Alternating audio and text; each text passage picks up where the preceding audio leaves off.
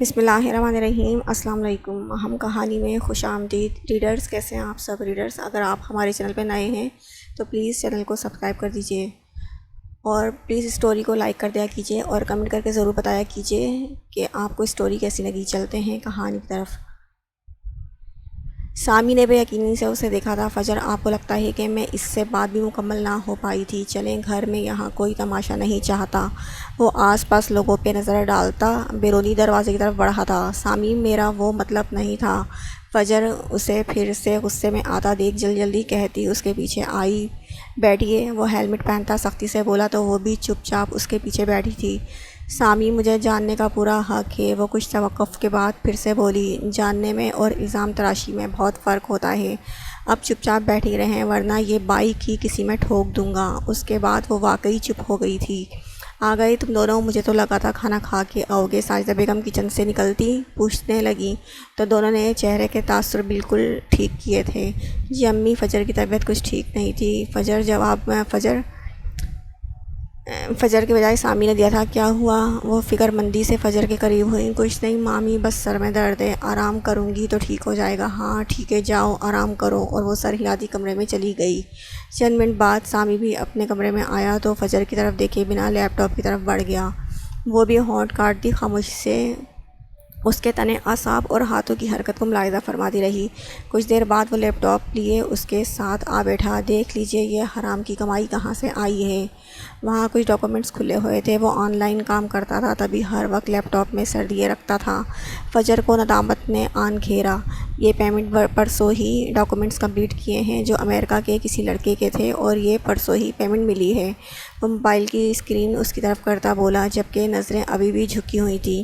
فجر میسج پڑھ کر مزید شرمندہ ہوئی۔ جہاں پرسوں کی ہی تاریخ منعقد تھی۔ آئی ہوپ کہ اب آپ کو یہ چیزیں زیر استعمال لانے میں کوئی دقت نہیں ہوگی، وہ تنزیہ کہتا اس سے دور ہوا تھا۔ سامی، میرا وہ مطلب نہیں تھا۔ فجر نے اس کا ہاتھ تھامنا چاہا جسے وہ کمر کے پیچھے کر چکا تھا۔ آپ کا جو بھی مطلب تھا میں اچھی طرح سمجھ چکا ہوں۔ سامی، میرے منہ سے پھسل گیا تھا۔ منہ سے بھی وہی پھسلتا ہے جو دل اور دماغ میں چل رہا ہو۔ ایسا بھی کیا کہہ دیا میں نے جو تم اتنا روڈ ہو رہے ہو؟ وہ واقعی میں آپ کو نہیں پتہ؟ آپ کو میں چور لگتا ہوں؟ کب میری بدمعاشیوں کے قصے سنے ہیں آپ نے جو یوں میری کمائی کو حرام بول دیا؟ اب تم بات کو بڑھا رہے ہو۔ فجر کو سمجھ نہ آیا کہ کیا ہے۔ آپ ہی کی شے پہ کر رہا ہوں، وہ تلخی سے کہتا کھڑا ہوا تھا۔ تمہیں لگتا ہے کہ میں بات بڑھاتی ہوں؟ وہ بھی اس سے روبرو آن کھڑی ہوئی۔ لگتا نہیں، مجھے علم ہے کہ آپ بات کو تول دیتے ہیں۔ ٹھیک ہے، پھر میرا تو یہاں رکنے کا کوئی مقصد نہیں۔ جا رہی ہوں میں، مطلب کہ آپ کسی مقصد کے تحت یہاں رہ رہی تھی اور مجھے لگا کہ آپ ہمارے رشتے کو ایک موقع دینا چاہتی ہیں۔ لہجے میں طنز کی آمیزش تھی۔ جا رہی ہوں میں، آنسو ٹپ ٹپ گرنے لگے تھے۔ وہ کہاں اس لہجے کی عادی تھی۔ نرم گو سامی صبح سے 2 دفعہ اس پہ اپنا غصہ نکال چکا تھا۔ جائیں بھی، یہاں کھڑی کیا کر رہی ہیں؟ اسے وہیں جمے دیکھ کر سامی نے پوچھا تو وہ پوری دل جمی سے رونے لگی تھی۔ تم بھی اب مجھے نکال رہے ہو؟ اس دن امی نے بھی نکال دیا۔ اب میں یہ گھر ہی چھوڑ دوں گی، کسی کو میری پرواہ ہی نہیں ہے۔ رونے کے ساتھ اگلا لائحہ عمل ترتیب دیا گیا۔ سامی نے ناامید گردن ہلاتے ہوئے اس کی جھکی گردن اٹھائی تھی۔ پھر کہاں جائیں گی آپ؟ کہیں بھی چلی جاؤں گی۔ فجر نے اس کا ہاتھ جھٹکا تھا۔ پھر بھی کچھ تو آئیڈیا ہوتا ہے نا؟ وہ برا مانے بغیر بولا۔ یہ تمہارا درد سر نہیں ہے؟ کسی جنگل میں جاؤں یا کسی اور، مطلب کہ اپنے خاندان میں واپس جانا چاہتی ہیں؟ تم مری جاؤ بدتمیز انسان، کہیں نہیں جاؤں گی، یہیں رہ کر تمہارا جینا حرام کروں گی۔ اسے مسکراتے دیکھ وہ ناراضگی سے کہنے لگی، ایک تو آپ پہلے ہی سانولی ہیں، اوپر سے غصہ کر کے مزید کالی ہو جاتی ہیں، اور رہی صحیح کسر آپ کا رونا پوری کر دیتا ہے۔ لال بھبوکا سی ہونے لگتی ہیں۔ اسی لیے اس گنہگار بشر پہ رحم کیا کریں۔ سامی نے اسے مزید غصہ دلایا تھا۔ کبھی خود کو دیکھا ہے بے ڈنگے انسان؟ شکر کرو کہ تمہیں میں مل گئی، ورنہ کمارے ہی مرنا تھا جیسی تمہاری شکل ہے۔ بس شکرانے کی نفل ادا کرنے جا رہا ہوں۔ چہرے پہ گہری سنجیدگی جبکہ آنکھوں میں شرارت تھی۔ ایک پل کو تو وہ سمجھی کہ سامی واقعی جا رہا ہے۔ تم نہ دفع ہو جاؤ، میرا ہی دماغ خراب ہے جو تمہارے منہ لگ رہی ہوں۔ میں کیوں دفع ہو جاؤں؟ غالباً آپ کہیں جانے کا کہہ رہی تھی۔ وہ گلا کھنکارتا سوچنے کی ایکٹنگ کرنے لگا۔ جا رہی ہوں، پھر منہ موڑا تھا۔ واپس نہیں آؤں گی، فجر نے دانت پیستے ہوئے رخ دروازے کی جانب کیا۔ جانے سے پہلے میری ایک بات سن کر جائیے گا، پھر آپ کا جو بھی فیصلہ ہو مجھے منظور ہوگا۔ سامی نے نہایت سنجیدگی سے اس کی کلائی تھامی تھی۔ فجر بھی حیران سی اسے دیکھنے لگی، جبکہ دل تیزی سے دھڑکنے لگا تھا۔ اگر سامی نے اس سے علیحدگی اختیار کر لی تو وہ حارث کو کیا منہ دکھائے گی؟ کیا ہوا؟ اس نے خشک ہوتے حلق سے بمشکل دو الفاظ نکالے تھے۔ دیکھیں فجر، میں نے صبح ناشتے میں صرف ایک پراٹھا کھایا تھا، اس کے بعد بنا کچھ کھائے اور بنا چائے پیے آپ کے ساتھ جنگ لڑ رہا ہوں۔ اب میری بس ہو گئی ہے، جانے سے پہلے مجھے کھانا لا دیں اور چائے میں بنا لوں گا۔ اب آگے آپ کی مرضی ہے، جو آپ کو مناسب سمجھے۔ وہ سانس روکے کھڑی تھی، اس کے چپ ہونے پہ سامی کو ضائع کرنے کا دل چاہا تھا۔ فضول آدمی، تم نے کھانے کے لیے اتنا سسپینس کریٹ کیا، یہ بہت سیریس معاملہ ہے اگر آپ سمجھیں تو۔ وہ بنا شرمندہ ہوئے عقل مندی سے کہتا، فجر کو زہر لگا تھا، تم سے کچھ کہنا فضول ہے، اور سر رکھتی باہر کی جانب بڑھی تھی۔ جواب تو دیتی جائیں، سامی نے بیڈ پہ گرتے ہوئے ہانک لگائی تھی۔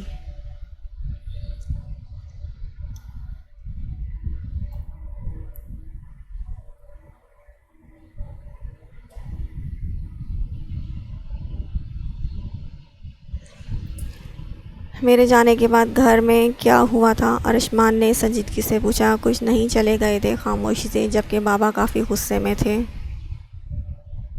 البتہ منہ سے کچھ نہیں کہا اس کے۔ وہ خاموشی سے سگریٹ سلگانے لگا۔ مجھے ان کی فیملی بہت عجیب لگی۔ ظاہرہ کے ساتھ سب کا بیہیو کافی روڈ تھا، اور اس کی وہ تائی تو اللہ پناہ دے کہ اس قدر چھوٹی سوچ رکھنے والی خاتون ہے۔ اگر ظاہرہ کی جگہ میں ہوتا تو ان کو کبھی انگلش بولنے کے قابل نہ چھوڑتا۔ دنیا بہت ظالم ہے، میں نے سنا تو تھا، آنکھوں سے دیکھ بھی لیا۔ ارشمان نے ہنکارا بھرا تھا۔ مجھے وہ تیمور زہر لگتا ہے، دوبارہ کبھی اسے گھر میں مت گھسنے دینا۔ اور ارمغان عجیب سے لہجے میں بولا، اور مجھے تابش زہر لگتا ہے کبھی کبھار۔ ارشمان نے دھواں چھوڑتے ہوئے بتایا۔ تمہیں کیوں تابش برا لگتا ہے، جبکہ وہ تو بہت ڈیسنٹ انسان ہے؟ تمہیں کیوں تیمور برا لگتا ہے؟ وہ بھی تو ڈیسنٹ انسان ہے، کیونکہ وہ سبیکا کو تنگ کر رہا تھا، اور تابش مجھے تنگ کرتا ہے۔ ظاہرہ کے قریب جا کر وہ غیر مرئی نقطے کو دیکھنے لگا۔ تمہیں ظاہرہ سے محبت ہو گئی ہے نا، تبھی تو اس کے قریب کسی اور کا وجود ناگوار گزرتا ہے۔ نہیں، وہ اچھی لگتی ہے بس۔ ارشمان نے اس کی تردید کی۔ صرف اچھی لگتی ہے وہ؟ طنزیہ ہنسا۔ کیا تمہیں بھی سبیکا سے محبت ہے، جس کی وجہ سے تمہیں تیمور کا اسے تنگ کرنا برا لگتا ہے؟ نہیں، بالکل بھی نہیں۔ محبت اور سبیکا سے ناممکن ہے، وہ میری کزن ہے بس، صرف کزن۔ ارشمان نے لفظوں پہ زور دیتے ہوئے پوچھا تو ارمغان بے چین ہوا تھا، اور دونوں کے درمیان معنی خیز خاموشی چھا گئی تھی۔ ناشتے کی ٹیبل پہ سبیکا کو نہ پا کر ارمغان کو پریشانی نے آن گھیرا تھا۔ اس نے ڈانٹنے کے بعد سے وہ ارمغان کو نظر نہ آئی تھی، اور اب بھی غیر حاضر تھی۔ چچی سبیکا نے یونہی نہیں جانا کیا؟ اس نے لہجے کو ہموار رکھتے ہوئے پوچھا تو دادو نے چونک کر اسے دیکھا۔ نہیں، آج اس کی طبیعت کچھ ٹھیک نہیں ہے، ابھی تک سو رہی ہے، انہوں نے برتن سمیٹتے ہوئے جواب دیا، کیونکہ باقی سب ناشتہ کر کے جا چکے تھے۔ عائشہ بیگم کے جاتے ہی دادو نے اخبار ہٹا کر ارمغان کو دیکھا، جو بے دلی سے چائے پی رہا تھا۔ تمہیں وہ لڑکی ظاہرہ کیسی لگی؟ دادو کے اچانک سوال پہ ارمغان گڑبڑا سا گیا، پھر سنبھلتے ہوئے بولا کہ اچھی ہے، مجھے وہ ارشمان کے لیے پسند آ گئی ہے، انہوں نے خوشی خوشی بتایا تو ارمغان کو اچھا سا لگا۔ دونوں کی ہی پسند لاجواب ہے، ایک ہی لڑکی پہ دل آیا ہے۔ وہ کپ ٹیبل پہ رکھتا بے چارگی سے بولا، کیا مطلب؟ میں سمجھا نہیں۔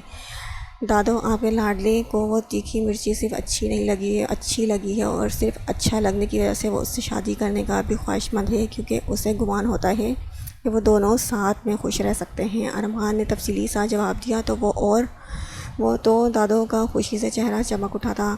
تم نے تو آج دل خوش کر دیا مگر مجھے افسوس ہے کہ تم دونوں نے مجھ سے یہ سب چھپایا۔ اوہو دادو، اب آپ پھپھی نہ بنے کہ مجھے بتائے بغیر پسند کر لیا۔ وہ بیچارہ تو ابھی ہاں نہ میں پھنسا ہوا ہے۔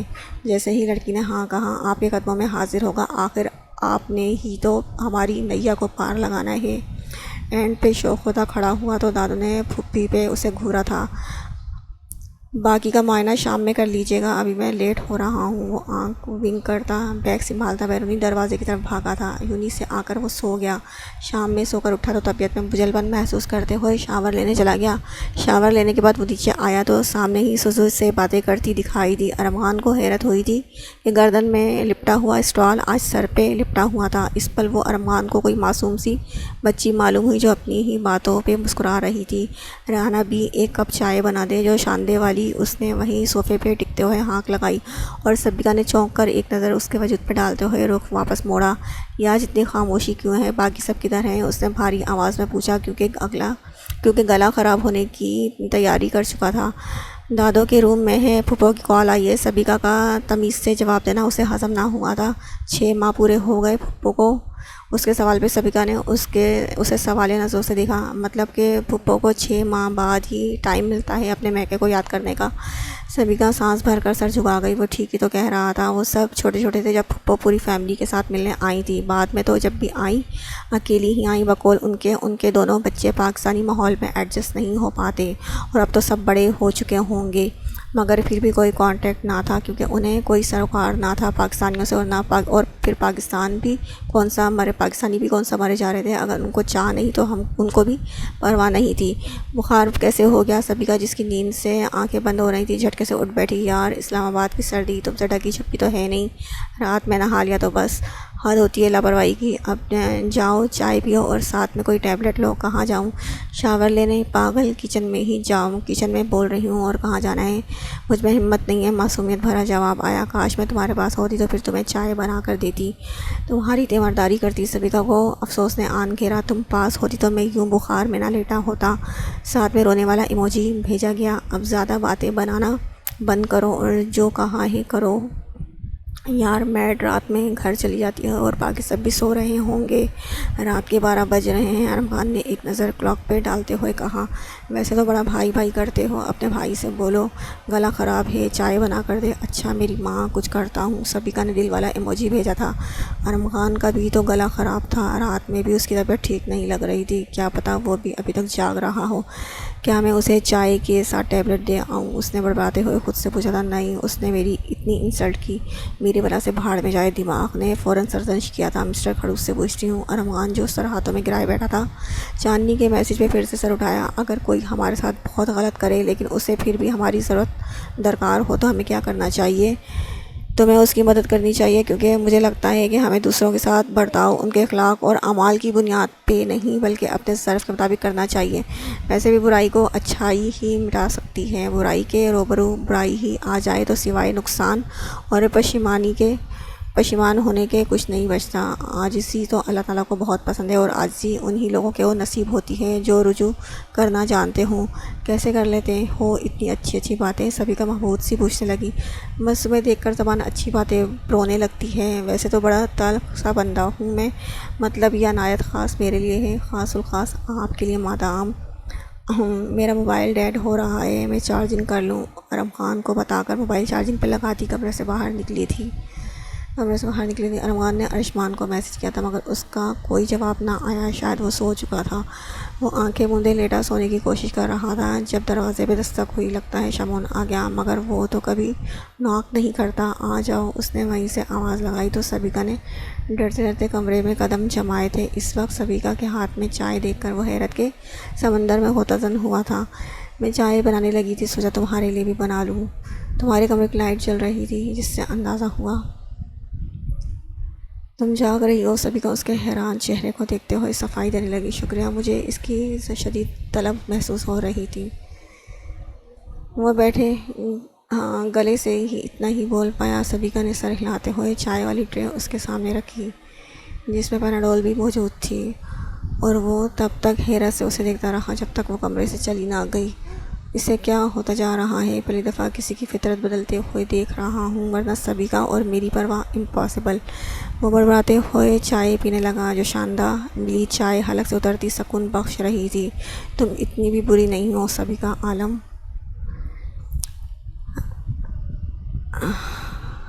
بابا، میں حرم سے شادی کرنا چاہتا ہوں، وہ مؤدب سا بولا، اور عثمان افندی نے ایسے گردن اٹھائی جیسے 8واں عجوبہ سامنے آ گیا ہو۔ تم ہوش میں تو ہو؟ تمہاری ماں کے کانوں تک یہ بات پہنچ گئی تو قیامت برپا ہو جائے گی۔ میں شادی تو حرم سے ہی کروں گا، پھر چاہے قیامت ہی کیوں نہ آ جائے۔ اس کے اٹل لہجے نے عثمان افندی کو چونکا کر رکھ دیا۔ تمہیں اپنے فیصلے پہ نظر ثانی کرنے کی ضرورت ہے، انہوں نے تابش کو سمجھانا چاہا۔ بابا، میں نے فیصلہ کر چکا ہوں، اب سے نہیں بلکہ پچھلے کئی سالوں سے۔ آپ بس مجھے یہ بتا دیں کہ آپ چچی جان سے بات کرنے میرے ساتھ چل سکتے ہیں یا نہیں۔ اپنی ماما کو راضی کر لو۔ او میں کیسے بھول گیا کہ آپ کا تو اپنا کوئی فیصلہ ہی نہیں ہوتا، تم بھی خاموشی سے اپنی مما کا فیصلہ مان لو۔ زونی اچھی لڑکی ہے، سوری بابا میں خاموش نہیں ہو سکتا، کیونکہ جو خاموش ہو جائیں ان کے فیصلے دوسروں کے ہاتھوں تکمیل پایا کرتے ہیں، اور میں اپنے فیصلے خود کرنے کا عادی ہوں، وہ طنزیہ کہتا اسٹڈی سے نکل گیا۔ عثمان افندی دنگ سے اپنے بیٹے کی پشت کو دیکھتے رہ گئے۔ رات کے کھانے کی ٹیبل پہ اپنی ماں کو مسلسل خود کو گھورتے پا کر وہ سمجھ گیا کہ بابا مما تک بات پہنچا چکے ہیں۔ کیا ہوا مما، سب ٹھیک ہے نا؟ پھر بھی تابش نے پوچھنا فرض سمجھا تھا۔ I am not your mother, مجھ سے ٹاکنگ مت کرو، وہ سر جھٹکتی بریڈ پہ بٹر لگانے لگی تھی۔ آپ کے کہنے یا میرے نہ ماننے سے حقیقت تو نہیں بدل سکتی، آپ میری مما ہیں اور ہمیشہ رہیں گی۔ اف مجھے مدر سمجھتے تو کبھی اپنے فادر سے وہ سب اسپیکنگ نہ کرتے، پوری سوسائٹی جانتی ہے کہ زونی میری ڈاٹر ان لا بنے گی، اور پاس بیٹھی زونی نے بھی گردن اکڑائی تھی، اسے اپنی تائی پہ پورا یقین تھا۔ مما، آپ کو سوسائٹی کی فکر ہے؟ سیریسلی آپ کو اپنے بیٹے کی ذرا پرواہ نہیں ہے کہ وہ کیا چاہتا ہے، اسے کیا پسند ہے؟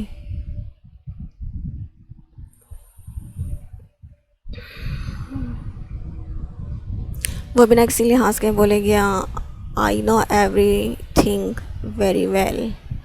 وہ دو ٹکے کی بد کردار گرل، بس مما بہت ہو گیا، آپ انسان ہیں تو انسان ہی رہیں، خدا نہ بنے، کیونکہ کردار کا فیصلہ کرنے کا حق صرف اسی کی ذات کو ہے۔ آپ جب چاہتی ہیں، جہاں چاہتی ہیں، دونوں بہنوں پہ بد کرداری کا ٹیگ لگا دیتی ہیں۔ اب میں خاموش نہیں رہوں گا، اگر آپ دونوں میرے ساتھ نہیں چل سکتے تو ٹھیک ہے، پھر میرا بھی فیصلہ سن لیجیے، مجھے جائیداد میں سے میرا حصہ دیں، کیونکہ میں ہرگز بھی اسے ایسی جگہ بیاہ کر نہیں لا سکتا جہاں اس کی کوئی عزت نہ ہو۔ وہ اپنے بابا اور مما دونوں کو دیکھتے ہوئے کہتا اپنے کمرے کی طرف بڑھ گیا، اور وہاں پہ موجود سبھی نفوس کو سانپ سونگھ گیا تھا۔ تابش سے کسی کو بھی ایسی توقع نہ تھی۔ اپنی بیگم کو سر تھامے بیٹھا دیکھ کر عثمان افندی سرنامے ہلانے لگے۔ ضد چھوڑ دو بیگم، اولاد جب باغی پن پہ اتر آئے تو ان کی بات مان لینے میں ہی عافیت ہوتی ہے۔ میں زونی کو کیا بتاؤں گی، تو کیا اپنے بیٹے کو بٹوارا کرتے دیکھو گی؟ وہ ضد پر اڑ چکا ہے اور پیچھے نہیں ہٹے گا۔ اس حرم کو اپنے ہوم میں سی کرنا میرے بس میں نہیں ہے۔ آئی ہیٹ حرم ویری مچ۔ اپنے بیٹے کو کھو دو گی کیا؟ نو نیور، میں ایسی چال چلوں گی کہ ایوری ون شاک رہ جائے گا۔ حرم اسے تو مائی سن خود اپنے ہاتھوں سے اس ہوم سے دھکے دے کر آؤٹ کرے گا۔ وہ ہنکارا بھرتے ہوئے بولی، مطلب ہار مان رہی ہو؟ بیٹے سے وہ مسکرا کر پوچھنے لگے۔ میں لوزر نہیں ہوں، اینڈ پیچھے ہونے کا مین ہارنا نہیں، سم ٹائمز پلاننگ کے تحت ہرانا بھی ہوتا ہے، جیسے لائن حملے سے بیفور قدم بیک لیتا ہے سیم، اسی طرح شبنم افندی 2 قدم پیچھے کو لے رہی ہیں۔ وہ کچھ سوچتے ہوئے مسکرائیں تو عثمان افندی سانس بھر کے رہ گئے۔ تابش مائی سن ارلی گیٹ اپ کی ہیبٹ ڈالو، دیر تک سلیپنگ نہیں کرتے۔ شبنم افندی نے پردے کھسکاتے ہوئے بلند آواز میں کہا تو تابش سورج کی تپش محسوس کرتا اٹھ بیٹھا۔ آج کافی دنوں بعد سورج نے پوری آنکھ کھولی تھی۔ وہ اپنے کمرے میں صبح اپنی ماں کو دیکھ کر چونکا۔ یقیناً معاملہ سنگین تھا۔ میں تمہاری میرج حرم سے کروانے کے لیے ایگری ہوں۔ انہوں نے صبح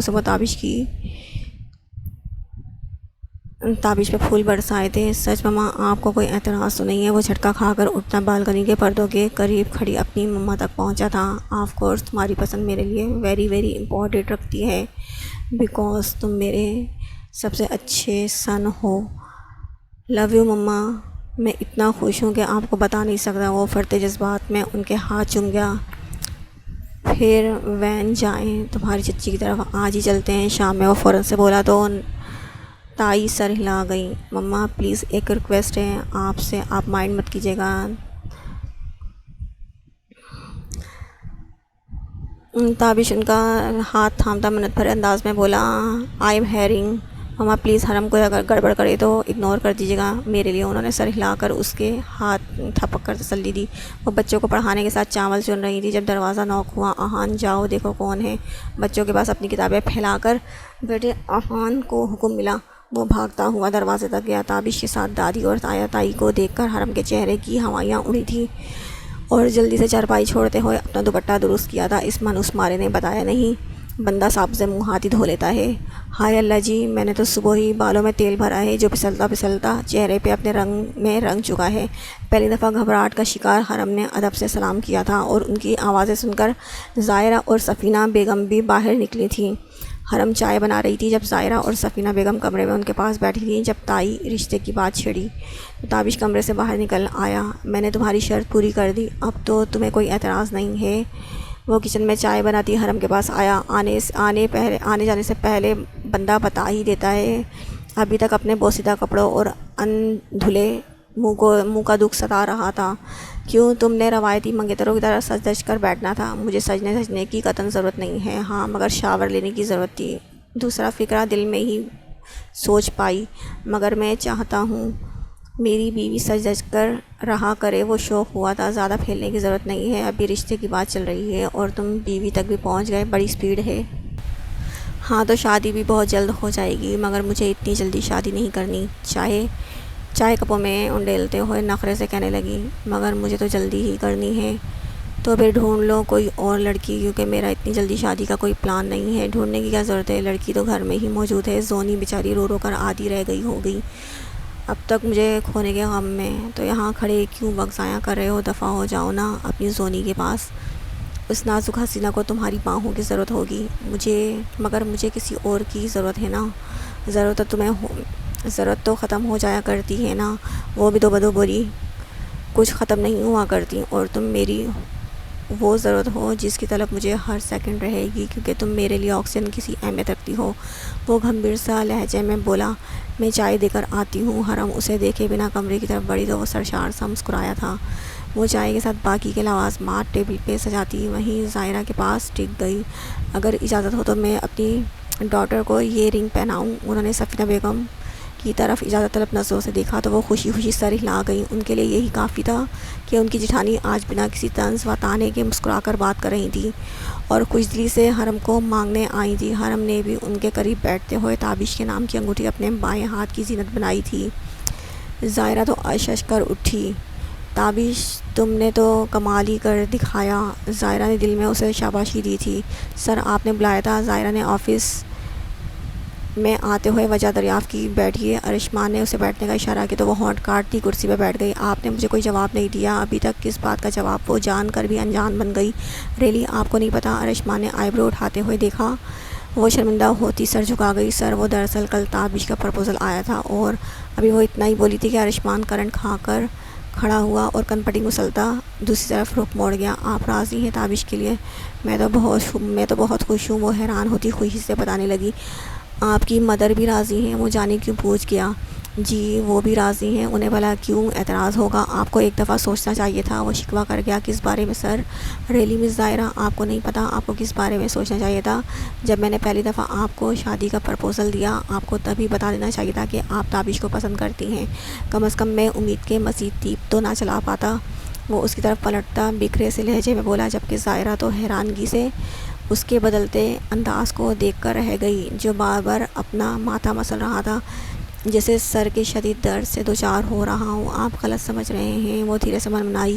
میں غلط سمجھ رہا ہوں اور آپ جو کر رہی ہیں وہ کیا ٹھیک ہے؟ مجھے انتظار کی پھٹی میں جھونک کر جگنو تھما کر اب آپ کہہ رہی ہیں کہ آپ کے کزن کا پرپوزل آیا جس کے لیے آپ بہت خوش ہیں، اور بعد میں میری ہی سوچ کو کتنی آسانی سے غلط قرار دے رہی ہیں۔ آپ کو جو سمجھنا ہے سمجھتے رہیں۔ وہ سرنامے ہلاتی حیران سی آفس سے نکل آئی۔ زائرہ کو اپنے پیچھے کچھ ٹوٹنے کی آواز آئی تھی، شاید ٹیبل پہ موجود چیزوں کی شامت آئی تھی۔ وہ گھر آیا سیدھا ارم خان کے کمرے میں آیا، کیونکہ ارم خان کو بخار نے آن گھیرا تھا، ورنہ ارشمان کا ارادہ تو سیدھا فلیٹ پر جانے کا تھا۔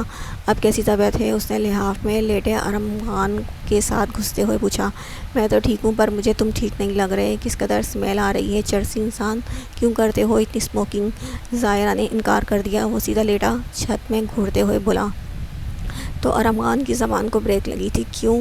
وہ تابش سے شادی کر رہی ہے، اس نے بمشکل فکرہ مکمل کیا تھا۔ تم رو رہے ہو؟ ارم خان کو کئی ہزار واٹ کا کرنٹ لگا تھا۔ کیوں؟ ارشمان کی آنکھ کے کونے سے ایک تنہا قطرہ نکل کر بالوں میں جذب ہوا تھا۔ میں کیوں رونے لگا بھلا؟ اس کیوں کا جواب تو تم ہی دے سکتے ہو نا۔ ارم خان نے اس کی کن پٹی میں ابھرتی وین کو بڑی غور سے دیکھا تھا۔ مجھے برا لگا، اسے یوں نہیں کرنا چاہیے تھا۔ میرا دل کر رہا ہے میں سب تہس نہس کر دوں اور اس تابش کو کہیں دور دراز علاقے میں پھینکوا دوں۔ محبت کا سمندر ٹھاٹے مار رہا ہے۔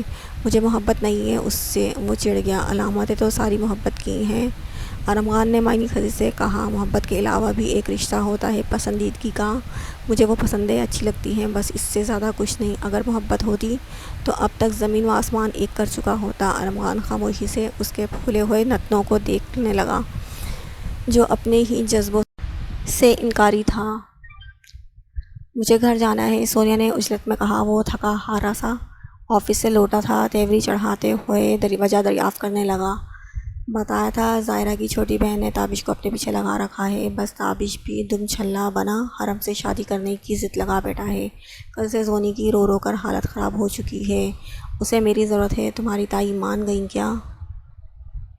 حارث نے بے یقینی سے دریافت کیا۔ اسی بات کا تو دکھ ہے، تائی جان مان گئی ہیں۔ کل رات رنگ بھی اسے پہنا کر آئی ہیں جا کر۔ اس دن تو ظاہرہ کے دامن کو بڑے غرور سے داغدار کر گئی تھی، پھر کس منہ سے گئی رشتہ لے کر؟ ویسے میں نے حساب لگایا ہے، تمہارے خاندان میں سبھی بے ڈنگے ہیں۔ کیا ہر وقت خاندان لگائے رکھتے ہیں؟ تائی جان نے مجبور ہو کر یہ فیصلہ کیا ہے۔ ایک تو تم سب نے ٹھیکہ لے رکھا ہے پیرنٹس کو مجبور کرنے کا، وہ کہاں باز آنے والا تھا۔ آپ کے ہوتے ہوئے مجھے کسی سوکن کی ضرورت نہیں ہے، کیونکہ آپ ہی اس کا کام بخوبی سر انجام دے دیتے ہیں۔ سونیا نے کلستے ہوئے کہا۔ تمہارا ہی فیصلہ تھا۔ خیر میں فریش ہو جاؤں پھر چھوڑ دوں گا غمگساری کرنے۔ بیٹا اگر تمہیں برا نہ لگے تو سونیا کو یہیں چھوڑ جاؤ، ہمدان افندی نے چائے کی چسکیاں لیتے حارث سے کہا۔ سر خیریت؟ سونیا نے مل تو لیا ہے سب سے۔ بیٹا ہم چاہتے ہیں تابش کے ساتھ سونیا کی شادی بھی اناؤنس کر دی جائے۔ کیا مطلب آپ نے ابھی تک سونیا کی شادی ہی اناؤنس نہیں کی؟ کیسے کرتے؟ ہماری رسپیکٹ ہے سوسائٹی میں، پیپلز کو باتیں میک کرنے کا چانس مل جاتا۔ جواب بڑی تائی نے دیا تھا۔ کیسی باتیں؟ حارث نے اچنبھے سے دریافت کیا۔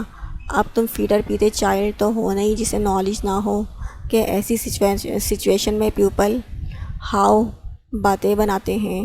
میں بھی تو یہی پوچھ رہا ہوں کہ کون سی سچویشن؟ سونیا نے کمپنی کے ایک معمولی ورکر سے شادی کر لی۔ ان کے لہجے میں حقارت ہی حقارت واضح تھی۔ اگر اتنا ہی ڈر تھا لوگوں کا تو اپنی اولاد کو لگام میں ڈال کے رکھنی تھی نا، اور ہر بیجا ضد پوری کرنے کے بجائے یہ بھی سکھانا تھا کہ کبھی کبھی اپنوں کی عزت کے لیے ضد چھوڑ دینی چاہیے۔ مگر خیر پرورش جو اتنے اعلیٰ نسب سے پائی تھی تو پھر ثابت بھی تو کرنا تھا نا۔ سونیا کو میں یہاں ملوانے لے کر آیا ہوں۔ اسی پہ آپ کو شکر گزار ہونا چاہیے، نہ کہ گھر آئے داماد کو اس کی اوقات یاد دلانی چاہیے۔ ویسے بھی ہماری رخصتی کب کی ہو چکی ہے، اور رخصتی کے بعد شادی کا ڈرامہ اچھا نہیں لگتا۔ چلو سونیا۔ حارث نے تائی کو سلگاتے ہوئے صوفہ چھوڑا تھا۔ ہمدان افندی کا بس نہیں چل رہا تھا تائی کو کہیں غائب کر دیں، جن کی اوور ایکٹنگ اور شیخی سارا معاملہ بگاڑ دیتی تھی۔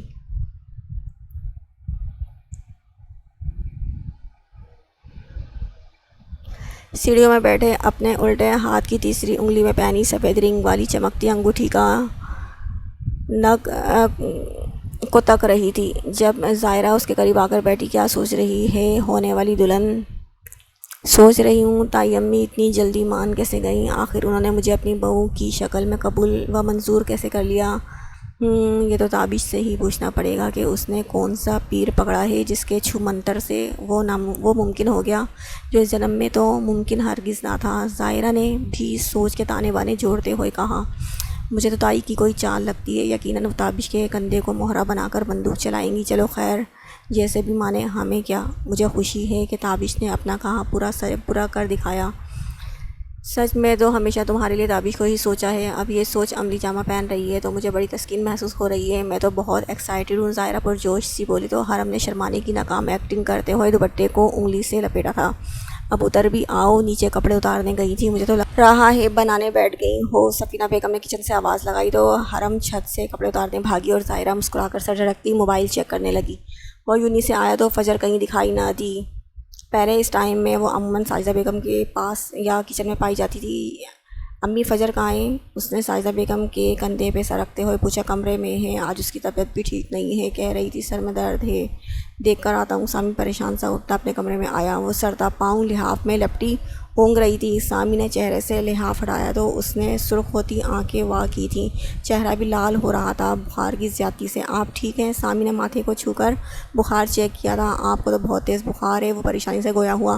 سامی میں ٹھیک ہوں، فجر نے کہتے ہوئے پھر سے لحاف سے چہرہ چھپایا تھا۔ کہاں ٹھیک ہیں؟ ابھی ہم ہاسپٹل چلتے ہیں، وہ لحاف ہٹاتا حکمی انداز میں بولا۔